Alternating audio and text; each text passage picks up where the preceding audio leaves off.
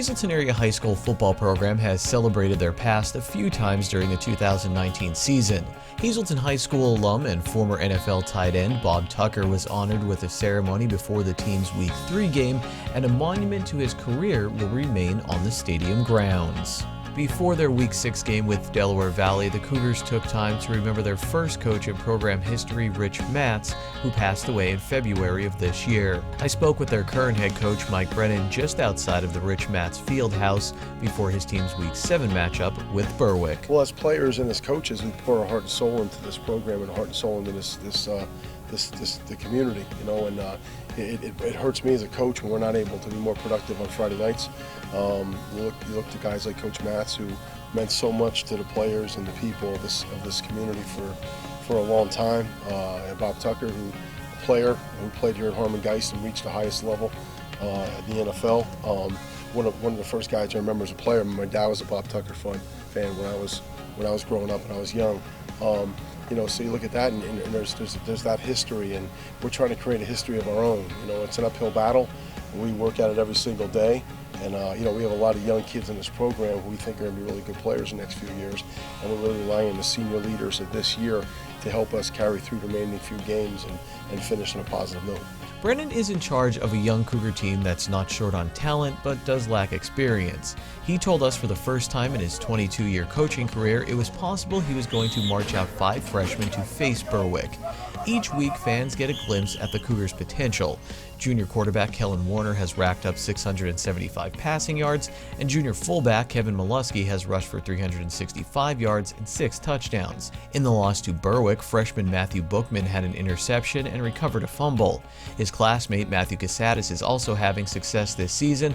Casadas has wowed fans and teammates at wide receiver with 18 receptions for 224 yards and 2 touchdowns. Casadas has also made an impact in the secondary.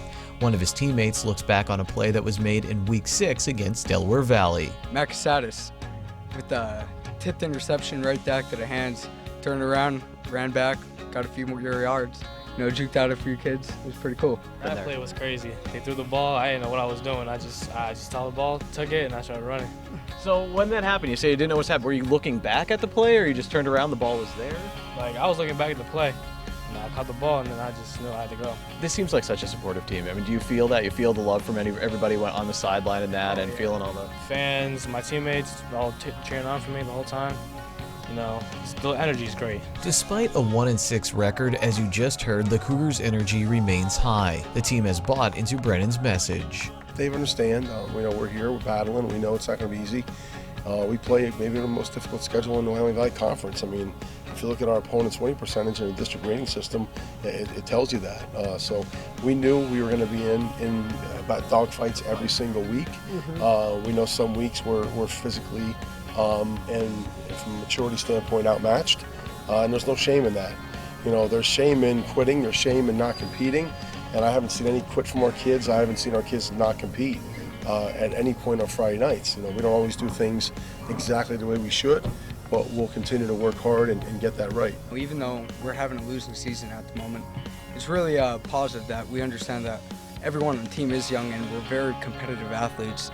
So definitely when we do make good plays, we feel a resurgence of excitement. Regardless of what happens over the next few weeks, the young Cougars will give fans something to cheer about and be proud of. They're building something here on Harmon Geist Memorial Field, and while they believe the wins will eventually come, the big picture is about so much more than that. Just becoming a better person overall, being part of this team.